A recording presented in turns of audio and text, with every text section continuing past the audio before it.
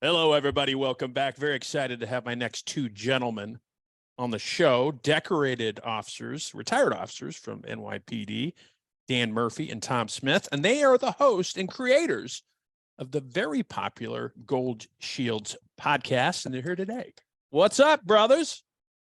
Happy to be here. Happy to be here. How you doing? You know, I'm okay. You know, I'm just a squirrel trying to find a nut in this world, Dan. Thanks for having us, Patty. You're welcome. Oh my God. So That's I know fun. you guys both spent a lot of time with NYPD, both decorated officers.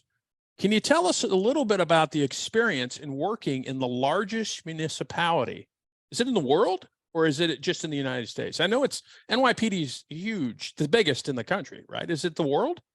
It's the world. It is the world. Yeah. There was a time, I remember when I was in the academy in 1990, there was a time that a sergeant came in and made sure you learned and knew how to use your radio, because he said the sixth largest army in the world is at the end of that radio if you need help. Don't mess it up. Mm-hmm. And that's what it was like. It was, and still is, the brotherhood. It's, with all its faults, with all its things going on, it was the best place in the world to work. It's all I ever wanted to do. My dad was an NYPD detective for 26 years, through the really tough times of the 50s and 60s and into the 70s. So I grew up in it, and that's all I ever wanted to do. That was it. I used to steal his shield off his nightstand and put it on my belt and run around the house playing cops and robbers. I was going to say, run out and stop cars. Yeah, right? I was going to say, run out and stop cars and shit. Hey, get up against the wall.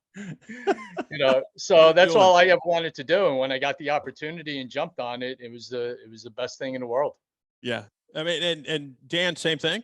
I had a blast. I got to tell you, my uncle was on the department for 39 years, and he was a sergeant, and he worked in headquarters. He knew a lot of people. And I really originally didn't think I was ever going to do this. By the time I hit about 18, I thought for some reason I was going to go into radio.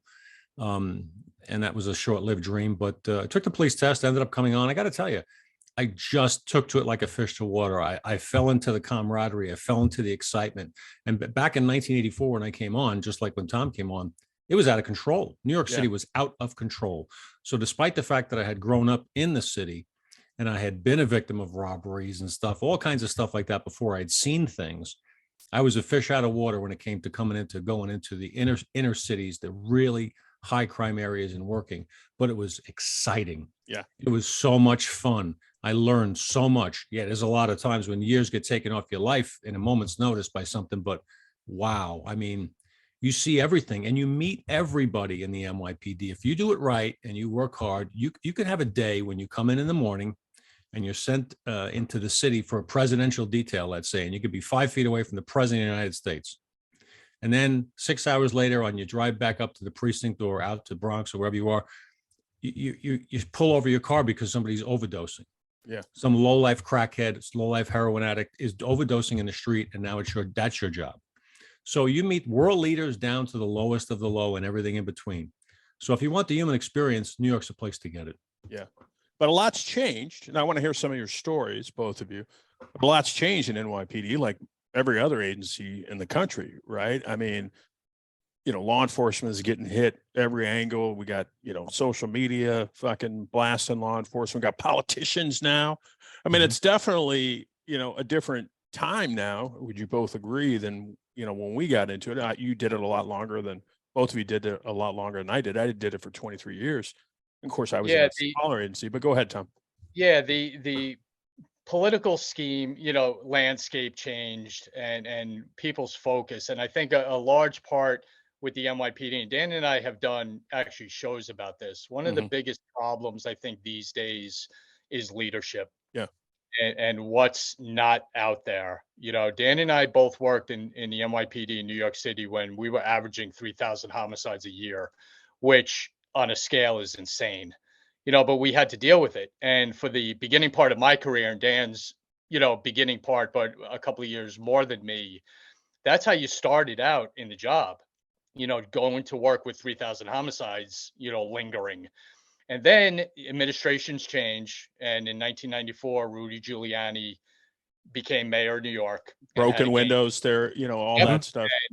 And Bill Bratton and Chief Adamone, John Timoney, Jack Maples all took over the NYPD and changed policing on a grand scale to let the police officers do their job and clean the city up.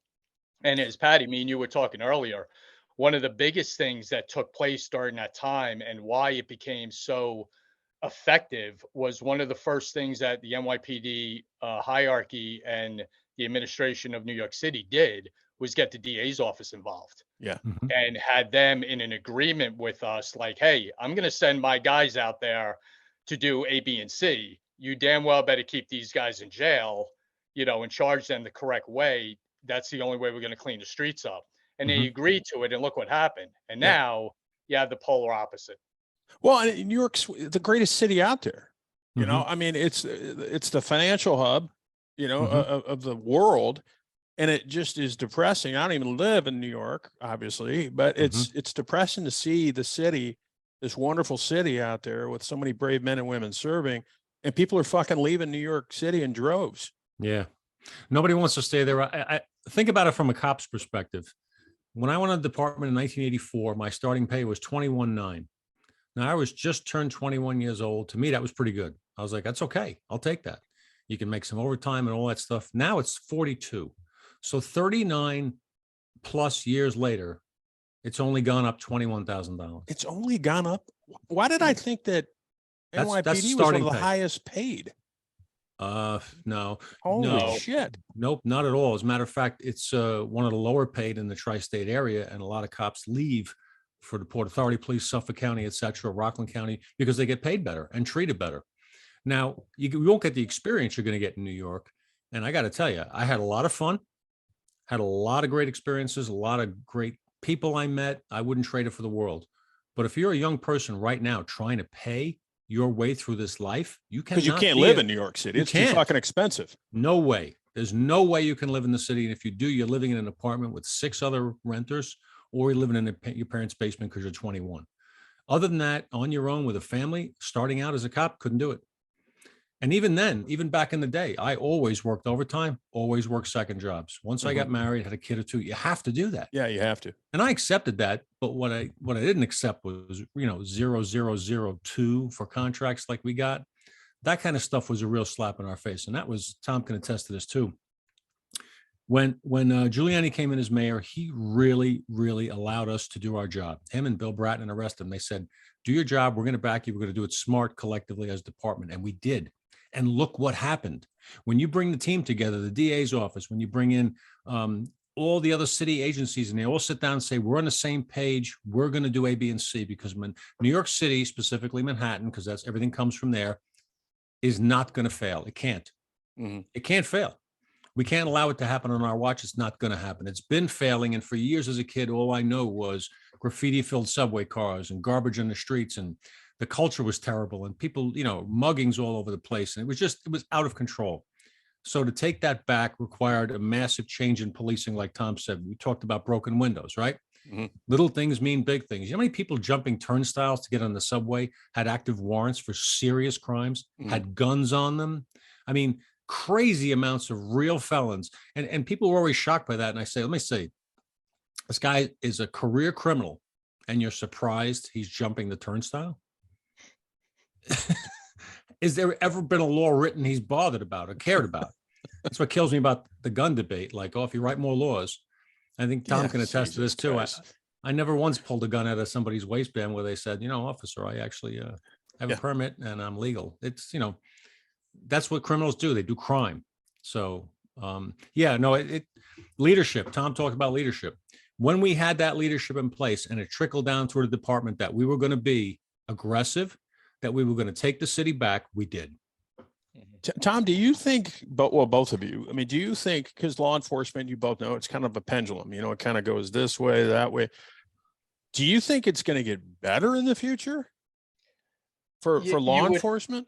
You would hope so. You would hope just the kind of test of time will change the tide, and people are going to just put up with it for so long. you know, even politicians, because you're not going to get elected.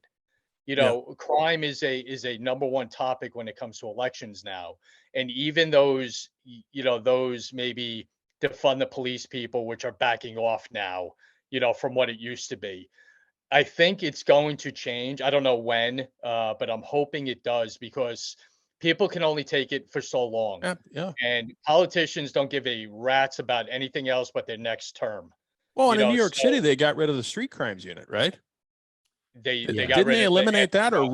reallocate people to different divisions and stuff? Yeah, they got rid of the anti-crime unit, which both Dan and I were in, which was one of the best things I ever did. I was in going the to police say, why department, wouldn't you want those you people know, out there? right? And you see in the crimes that the guys in uniform don't see. You sneaking up on them. You know, the bad guys are looking around for the radio car and uniforms. They're not looking around for the undercover guys. So it gave you an opportunity to be there when they would do something. And we stopped so many in progress things and crimes that were going to take place before they happened. Mhm. And stopping that unit hurt dramatically the crime stats in New York. Mhm. They had since put it back in, kind of modified a little bit. I don't even know precisely what it's called now, but they're wearing, you know, raid jackets with NYPD on it. You know, it's not a legit plainclothes unit like it used to be. And it's Uh, probably severely limited in what they can do. I would imagine then when you guys were on, Yeah. Correct. I mean, you had limits, but you could police. Well, when you work in an area, let's say, for example, the 30th precinct, which is what, a square mile, 1.2 square square mile. miles. Yeah. And it's got what, 140, 150,000 residents, and you've got 50 homicides a year or something like that. And you got another 200 non-fatal shootings. I mean, back in the day, you have to be aggressive as a cop. You cannot allow people to wander the streets with guns in their waistband without being confronted by the police. You have to, when you see that, and if you have a unit in plain clothes whose job it is to look for that stuff, you know, cops get sharp. After a while, you learn what it looks like when a guy's walking, he's got a gun on him. You learn the way that they duck, they turn their body when they see you. They give themselves away. So you get good at that, and you seize unlawful weapons. You take them off the street, and who knows how many lives you saved that night. And Yeah. that's the job. The job at the end of the day is about protecting the public. That's Coming the top, home. right? Get them home, right? Yeah, and coming home at the end of the day for Yeah, a cop. exactly. Well, your job is to protect the public, and if you're out there ignoring obvious criminal violations because somebody's telling you it's not the flavor of the day, well, you're going to watch your crime stats go through the roof. You know, once they know you're not stopping and throwing them on the wall, the guns come back out again. Well, and That's the way it is. And you know, you look at, thank God there's still, you know, men and women who want to get into it, but you know, as a young person now, I mean, you got to look at what's going on and say, what the fuck would I be a cop? You know, and it's sad to say, but thankfully people are still getting into it. But you know, they see, but not like it used to be. Yeah. I mean, Danny can attest to this because I'm sure the numbers were the same. I took the NYPD test in 1987. Danny was already on for 3 years when I took the test. 80,000 people took that test Mhm. in New York City. 80,000. There's a couple of thousand people taking the test today. wow. And that's Yeah. not, so they take the test. That's not even, well, you know, they still got to go through academy, Yep. FTO, they could get weeded out. So 1,000 doesn't mean 1,000 for the listener. That could mean fucking 50. And Correct. background screening, which they were so tough during the background screening process. Tom and I have talked about this. If you had so much as, you know, a moving violation, you had to go to the court, get a statement saying you had paid it. They broke your shoes about it. It was relentless. Yeah. It was like you committed, you know, Harry Carey. What are we talking about here?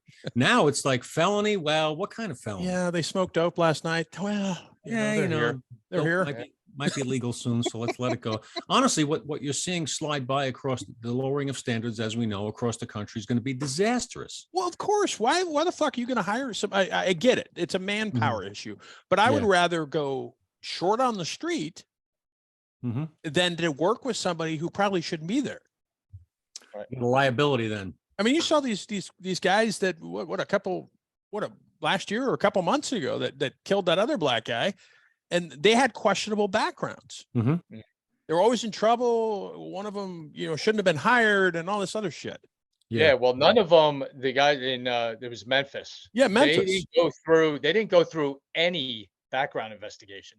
They were strictly just hired Okay, so by let's that okay, administrator, here's a by the gun and a city badge, go council. out there.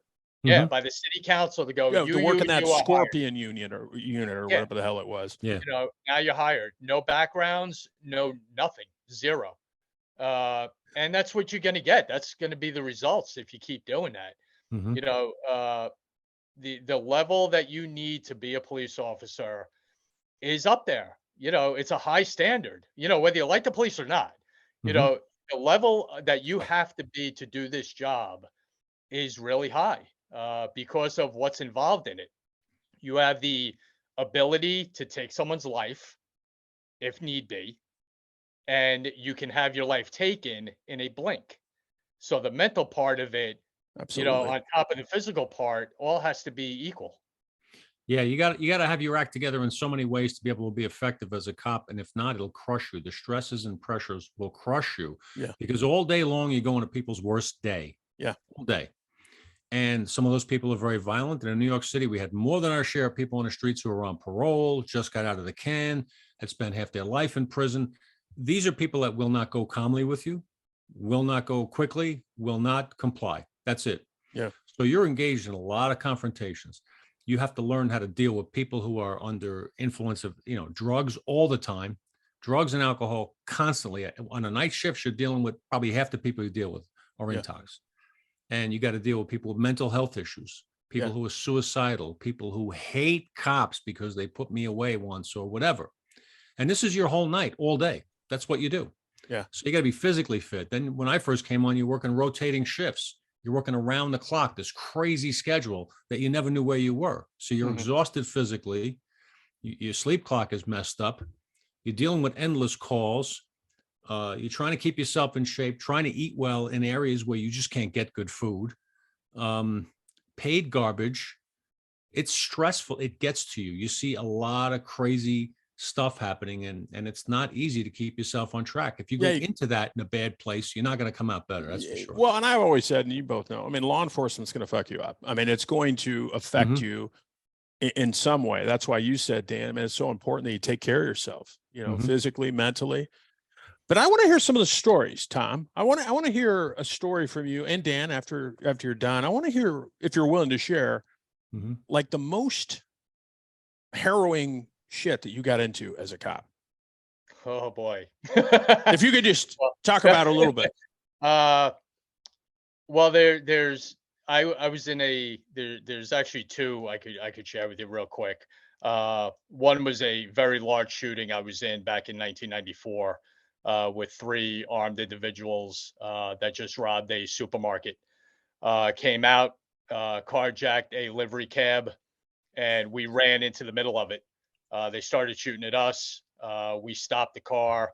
We actually had a shooting with three guys in the back of a car.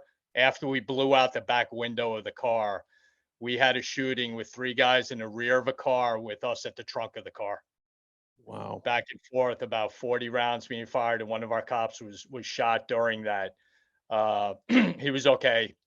He was shot in the leg. We ended up getting all three of them. We shot two of them, and collectively, I think they got 175 years in jail Wow. for that. They were actually wanted for 12 supermarket robberies throughout the city when we ran up on this one. Uh, so that was, no one prepares you for that. You can go to the range all you want Oh and yeah. shoot at That shit targets all happens day quick. long, and none of that matters. The whole count your rounds thing, no, doesn't work. Mhm. One, two. Especially and at the time, Mhm. I mean, here's what's worse. At the time, we had 38s. Yeah. When I had Yeah. my shooting, we had 38s, not You even get the speed nines. loaders and shit, So we throw them had, in there. yeah, try to do that without your handshaking and Yeah. watching 15 things going on. And then just another one real quick. I don't want to take up Dan's time. Mhm. We actually just did a show the other day on a case I did while I was in Afghanistan. And Afghanistan is not the Bronx. So we realized that on one particular day when me and my partner got surrounded by about 6 or 7 guys with AK-47s while we were driving back from Bagram Air Base.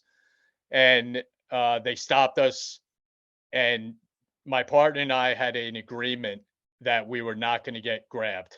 no matter what happened, no matter what was going on, we were not going with anybody, whether that resulted in a large firefight or Mhm. what have you. And not to be a tough guy, and I don't mean it that way, but we were just not going No. to get grabbed. Yeah. Bad And things happen if you get grabbed. Mhm. right. And we were weaponed up like crazy. We had M4s, we had heavy vests, we had the whole 9 yards. And one of the main guys who stopped the car, who was yelling at Jimmy, actually reached into the car and grabbed the steering wheel. So I had my M4 with me. I clicked the safety off and told Jimmy to move his head. And Jimmy, without blinking, leaned back in the seat. And as soon as the guy saw him do that, he let go of the wheel. I told Jimmy to floor it. He ran over one guy that was in the front of the car. Too bad. Yeah. Jumped in the back seat and leaned out the back window just in case they started shooting at us, which they didn't. But that was a big realization that we were in a war zone and not Holy, New York yeah. City anymore. And thankfully, we made it out and everything was okay. Wow. Jesus. Dano, what's up, brother? I got nothing. I wrote a ticket one day to a guy and he was pissed. How do you follow that up? I mean, come on. I don't know. All right, let me. I'll give you a couple of quick snippets. When I worked in a task force with the DEA, I developed a case. My team did too, but I was the principal through the whole case. I went over to Hong Kong and did an undercover operation with the chief money launderer for a Thailand-based operation that sent pure heroin all over the world. And I had to meet with this woman I was supposed to meet her in a hotel, me and my DEA agent partner. We ended up, she changed the plans. We went to an apartment in a housing project in North Hong Kong, close to the China border. And the Hong Kong police were supposed to be watching us. They weren't there. Two of us, unarmed. I'm wearing a Naga recorder, which is the size of an iPad practically, in a belly band in the small of my back. And just like Tom did in the elevator, I said, Keith, I got a kid at home, another one on the way. Yeah. We're getting out of here. I don't care Yeah. what it takes. F the case. If we have to leave because it's not going well, we're out of here.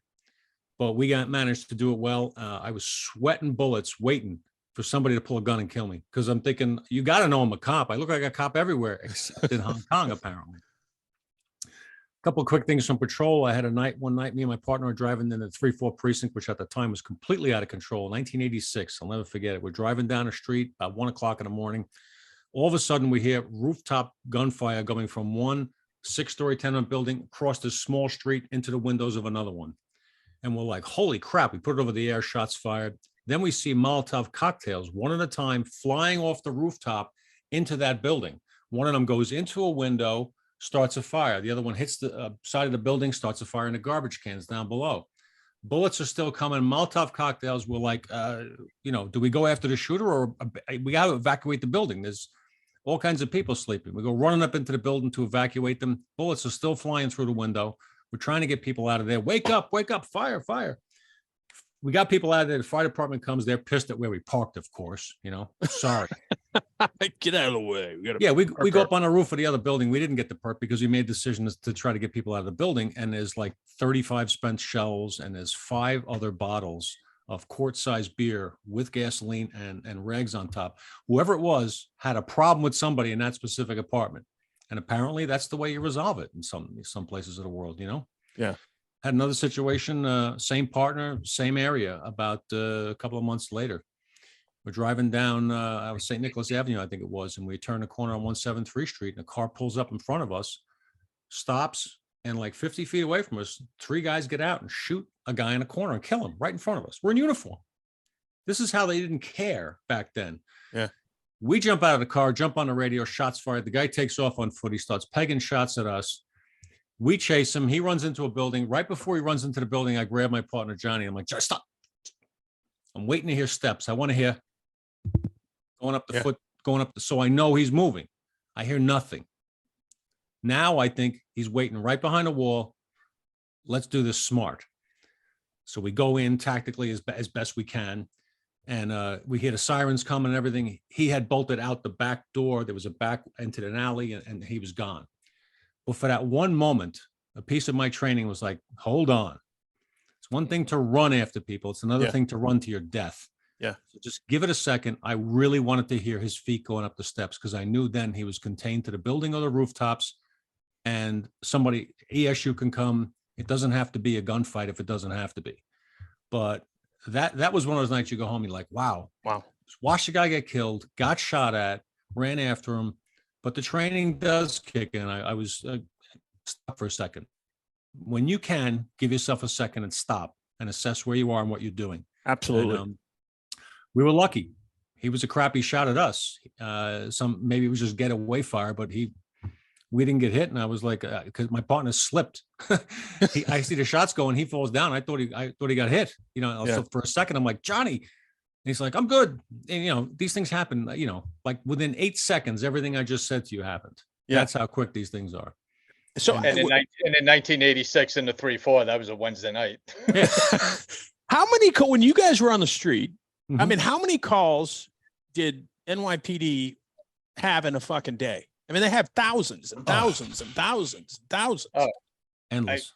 God, when I was on patrol in the 3-0 in 90 to 90, 96 when I left, you could have one night in your sector with what, Dan, 60 calls Easy. in Yeah. your sector, 60, 70 calls a night. And then most of those are your high priority sector. or Right, but your sector. No, it's everything. It's everything. everything mashed in. Yeah. Yeah, Yeah. it's like 70 calls a night, every night. And And you get to the point not, where, yeah, not like, my door's open.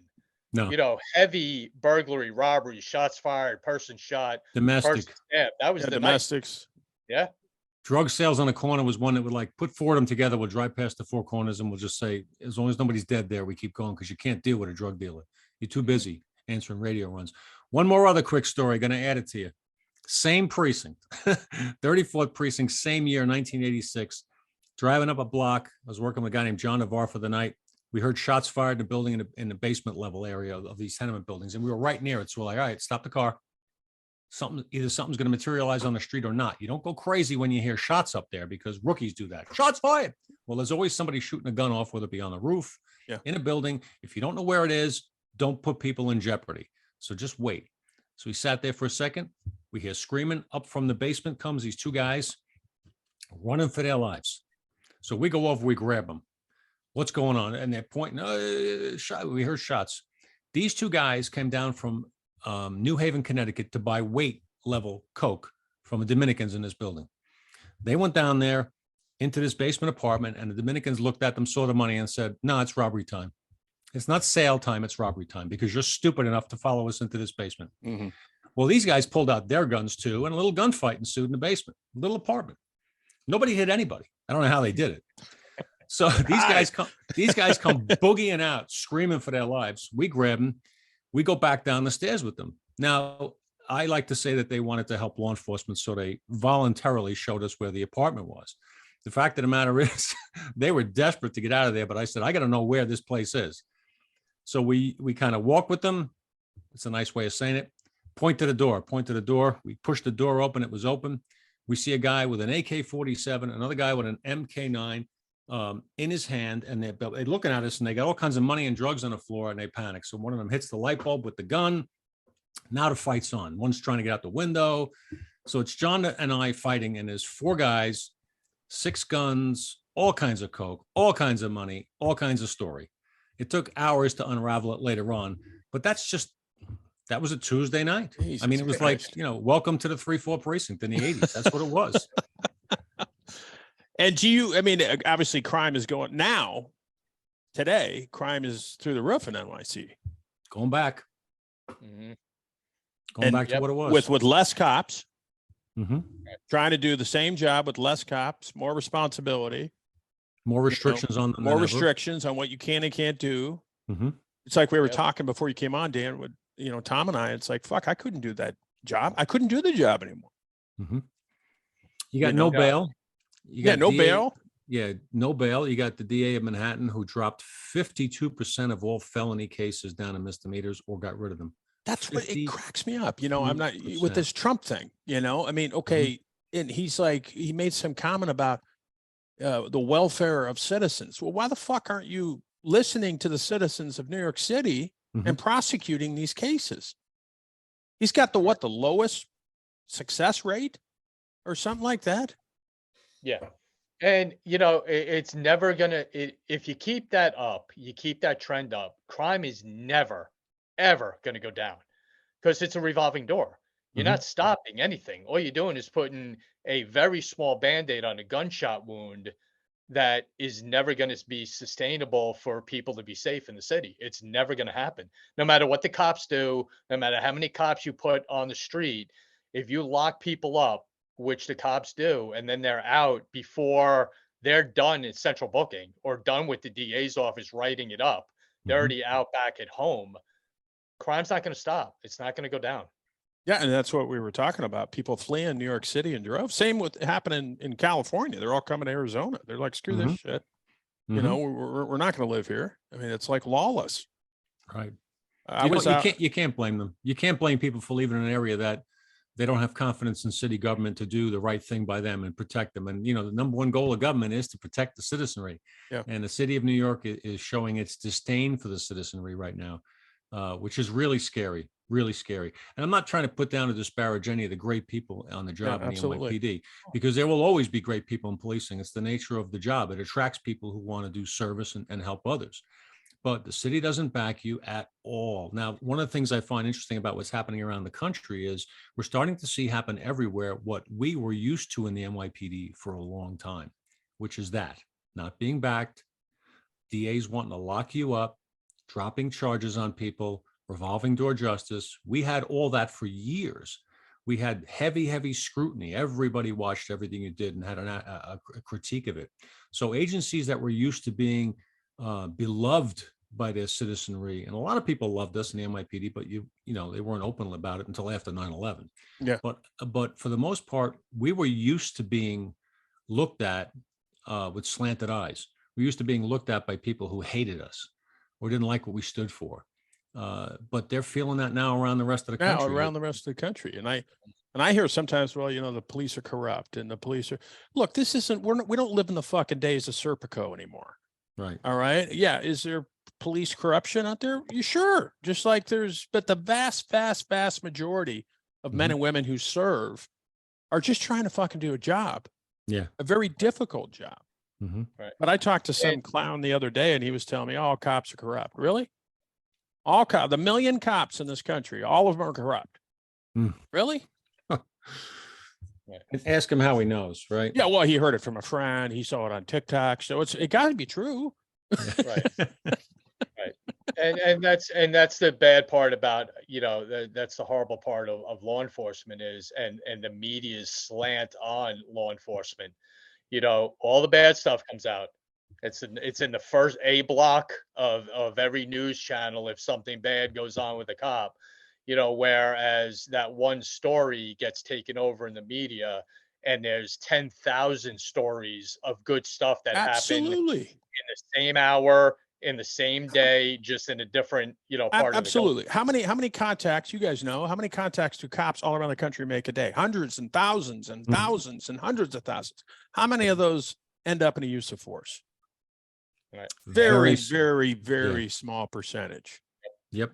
But you're right, Tom. And they take that and they it's got to be everywhere. Cops are just out there killing people. Yeah. Uh-huh. It's And I feel bad for these sad. young, we were talking about this, Dan, when you sauntered in here 30 minutes late. We were talking about. I was on the phone with the White House. He was asking me about protocols in Ireland. No, I was trying to help him out, protocols in Ireland. And apparently we're dropping sensitive top secret shit on the street now. So anyway. That's my itinerary. Must be the direction at the ice cream shop. Anyway. But yeah, it's crazy, man. So this day and age, these young kids getting into it. We were talking about this time. I mean, it's crazy, man. I mean, but they don't know any better. But the sad thing we were talking about is, and it's happening all around the country. I mean, you have tons of cop friends. I have a lot of cop friends that are saying, okay, you have a new officer getting trained by a 2-year FTO. Yeah. Right. And we were talking about that earlier, and Dan, you can certainly 100% agree with what I'm going to say. When I got on the job, and by the time I got on the job, like Danny was mentioning before, the rotating shifts, it went to steady tours. I think my class was one of the first ones that switched to it. And you had the majority of the senior officers would do day tours, 7 in the morning till 3:30 in the afternoon. And mostly all of those guys had 10, 12, 15 years on the job in uniform in that command. And that's who you learned from. So if you were lucky enough to be with one of those guys for an 8-hour tour, you learned more about the job, that precinct, how to do the job in an 8-hour tour that people in other places would never get. And now you have the kid who's out of the academy getting taught by a kid with 2 years on the job. It's And crazy. what has that cop done in 2 years? Probably not a lot that he's passing on to the new kid. So it's a vicious cycle of not having experienced officers out there. Yeah, and I don't blame the agencies, because the agencies are in a No. trunk. What are they, or a crunch? What are they going to do? Right. No, but that's a big part of the problem with policing today. Yeah. It's just an unfortunate situation. It really is. And I think, as all of us spent a good portion of our professional and adult lives in this profession, we want to see what's best for it. Absolutely. We want to see capable, competent, confident, well-paid, well-trained officers doing the job to protect the public. That's what we want to see. I like Tom. I did my training in a different area of the city in Brooklyn North, and my training officers were all, I think, the young, 17 years, 18 years was the least any of them had in the job. They were all real, tried and true vets with the ribbons and the medals going over their shoulder. And one of the most important things they taught me is, you know what? Every individual incident you deal with is different. Every person you deal with is different. Do not treat everybody the same. Don't treat everybody like garbage. Make a friend. Always make a friend when you can. Because there's good people in the worst neighborhoods just trying to make it. Oh, yeah. And it's about connections. They're going to feed you information. That's right. And you want to let them know that you're there for them. Absolutely. And when I did that, I had my most success. It's a people job, first and foremost. And you got the people who are there trying to make a decent living and raise their kids, who can't help that they're in the circumstance that they're in, let's say, or that, things beyond their control have put them living in an area where there's a lot of drugs or whatever. Well, you got to do something for them. You have to let them know you're there for them. And there's a misconception out there. You both know that, like, the people in the bad areas, don't want the cops there. No, fuck no. They want the cops there. Right. Yep. That's a media driven just bullet point that is just not true. And there's so many. I mean, Dan and I worked in somewhat the worst areas in New York City, in the worst neighborhoods with the highest crime rates. And there were still, even at that point, with the highest crime rates in that precinct, more good people than bad. Oh, absolutely. Even back then. And it's still that way. It's still that way today. Yeah, I got friends that work in Chicago, and they, they go through, South Side, notorious South Side, and there's residents going, "Where you been? You guys you're not coming around as much." They want now, I'm not saying everybody in in a crappy neighborhood, but a lot of people do, and they're good people. Yeah. You can make believers out of people by doing something decent for somebody. Absolutely. And Tom worked for and with a great guy who I've only spoken to but never really met much, Leo Lingaro, who wrote a book on the 30th precinct that I worked in. And then a few years later, Tom worked in, when it went through a really tough period of time with a scandal. Leo Lingaro was a sergeant. He wrote a book called 3-0. And the 3-0 book he talks a lot about is his commitment to the people of that precinct, the relationships he built with the community, and how effective that was in helping everything that was going on in that area at the time. Yeah. It's really a kind of a textbook that should be read by cops who want to go into policing and understanding this is how you treat the community. You're not out there to be the cop and kick butt. You're out there to serve. Absolutely. You're out there to develop relationships, understand their concerns, understand how they can help you, and vice versa. And when you do that, the payoff is exponential. I remember when I was a young cop, my lieutenant and my sergeant, he talked to our squad, and he says, "I want you out of the fucking car, walking around, talking to people, talking to business owners, talking to people in the neighborhood." Because like you said, Dan, I mean, the relationships, just talking to people, not driving by and waving at them in a car. I mean, there's a time and a place to be in a car, we all know, but get outside, talk to people, act, be approachable. Yeah. Yeah. One of the things I used to like to do is go out and do that with the drug dealers. Yeah. They'd be all on the corner at 11 o'clock at night. Hey, I'd what's get going out. on, man? I'd park the car. I'd just get out and say, hey, how's it going? And, don't you have to get up for school tomorrow morning? And aren't you thinking about any career opportunity? They look at you and they go, oh, man. Right. Like, because And then one when, by and then when I got that reaction from them, like Danny just described, then in front of all your friends, you took a $5 bill out of your pocket, you put it in his pocket, and you slapped them on the back, and you say thank you, and you walk away. Thanks. Mhm. Well, or just lean over to him like that guy over there. Thank you. Right. So talk to the audience about the Gold Shield podcast. What was the inspiration behind this? Oh, go ahead, Tom. Well, we both pointed at each other. Because it's blowing up. It's getting real popular. It's going well. And you know what? It was just Dan and I in December. Dan and I have been doing a lot together with some other business dealings that we have. And we thought about, all right, let's think of something to get it out. What's the next step we can do? And I think in December, in a just normal phone conversation, it just went, let's do a podcast. Yeah. Oh my God. Yeah. And, coming up with, the idea, we got settled on what we wanted to do pretty quick. We were pretty happy with that, with establishing a good name. Thankfully, my daughter's a graphic designer and helped out with, Free labor, buddy. That's right. So we can't complain with that. She Get gets her handed a lot. She gets handed a lot of stuff and comes through for sure. And then we settled down and we had a lot of discussions about, all right, what do we want to do? What do we want to focus on? And it's been going great. And then, jump in here with really what the show's about and our focus with it. Yeah, we talked and we looked at the landscape of shows that are out there. And one of the things we came upon is, we could do the two retired cops talking about topic events, and that's fine. That's a good thing because it's interesting. But my wife happens to love true crime. There's a big taste for true crime. And we happen to know a lot of people who worked on amazing cases. And there's many, many more we haven't even heard of or met yet that we want to meet. And so we decided in the current era that we're in, cops are getting beaten up left and right. All the media, all they talk about is this guy did this one did that. They don't hear about the work that goes in behind Absolutely cases. Even, for example, when there's an arrest and you see the perp walk and you see two detectives or something walking up to the car, it's like, okay, that's a successful conclusion. What did it take to get there? What did they have to sacrifice? Man hours and what they have to sacrifice personally? What creativity, ingenuity, dedication, and commitment went into it that the public has no idea? Well, maybe they need to hear it from the mouths of the people who made these cases. And we have a chance to do that. We have a platform, and we do that. We offer people an opportunity to come on. Tell us about your career. Tell us about whatever. Tell us about a case that's compelling to you, one that sticks with you. Everybody's got that. They got that one or two or three, whatever. It's like this one I just want to talk about because this is what happened. All these hurdles I had to overcome.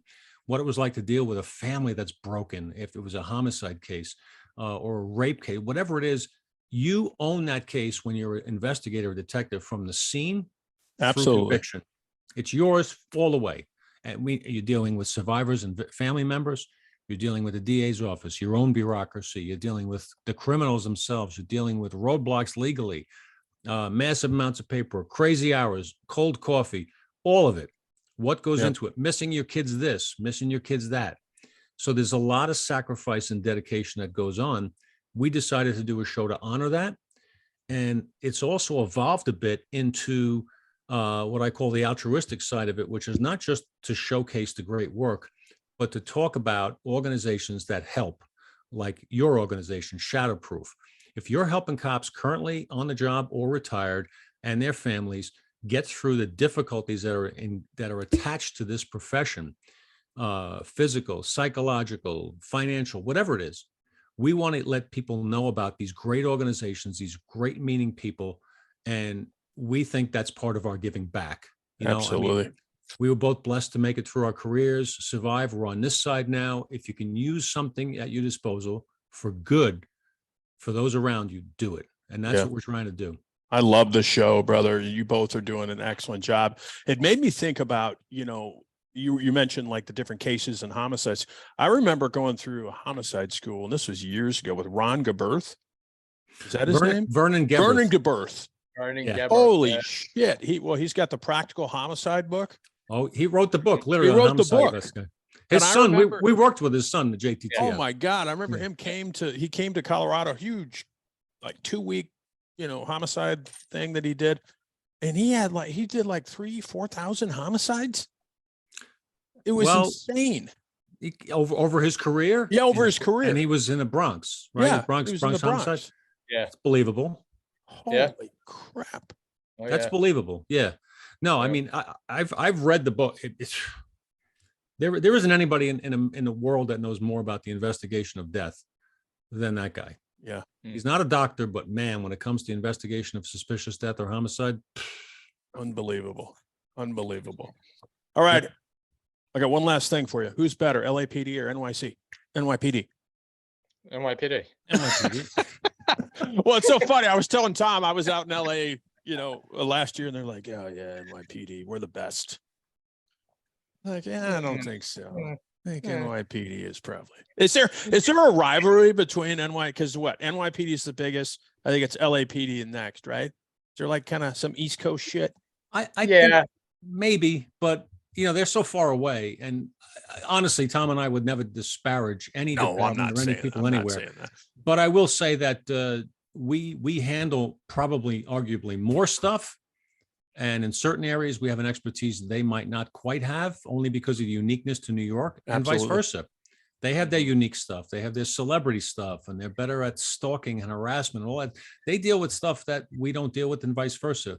But at the end of the day, a dedicated cop is a dedicated cop. Absolutely. Man, woman, white, black, crippled, crazy, doesn't matter. If you do this job and you do it the right way for the right reasons, we salute you. That's how we feel. God bless both of you. Thanks so much for coming on. If people want to check out each of you, where can they find you? Things going to be linked up in the show notes. Where can they find your podcast? We have a website, thegoldshieldShow.com. Our bios are on there. You can access the show from there on Spotify and iHeart. We're also on Apple and Audible and Amazon Music. We record our shows on Thursdays and get them out on Fridays for everyone to hear. And thegoldshieldShow.com. You can get all the information on the show right there. Final thoughts, Dan, for the people out there, and then we'll go to Tom. If people out there are looking to get into law enforcement, what advice would you give them? I would say it is absolutely a noble profession. Prepare yourself mentally, psychologically, physically. Take care of yourself, get in good shape, go into it for the right reasons. It's a service job. Don't kid yourself about cops and robbers. Even in the busiest of places, that happens, but it's more common you're just dealing with people with their problems. So understand what you're getting into it for and keep your hand out of any till anywhere. It's not your money. They used to tell us it's monopoly money. Yeah. Don't think you're going to take a dime that's not yours. Bad move. You will end up in prison. So stay clean, stay out of trouble, do it for the right reasons, and focus on people, and you'll be great. Well said, Dan. What about you, Tom? Yeah, I would say the same thing. And like I've said to a number of people, you have to love this job. You can't like it. You can't just like it. You have to love it because it becomes part of your life. It becomes part of your DNA, and everything you're dealing with on the street, you take, and it engulfs you, and you have to be ready for that. Like Dan said, mentally, physically, emotionally, you have to be ready for this job. It's hard. It's not easy. Absolutely. It's not TV. It's not a movie. It's real life stuff that you have to be ready for. And it's a life-changing experience. So just have everything squared away in your head and be ready for an adventure. That's for sure. Tom Smith, Dan Murphy, thank you so much, my friends, for coming on the show. It's an honor to have you on. Thank you for your service, brothers. God bless you. And everything we talked about, folks, is going to be in the show notes. Thank you both. Take care. Thanks, Ken.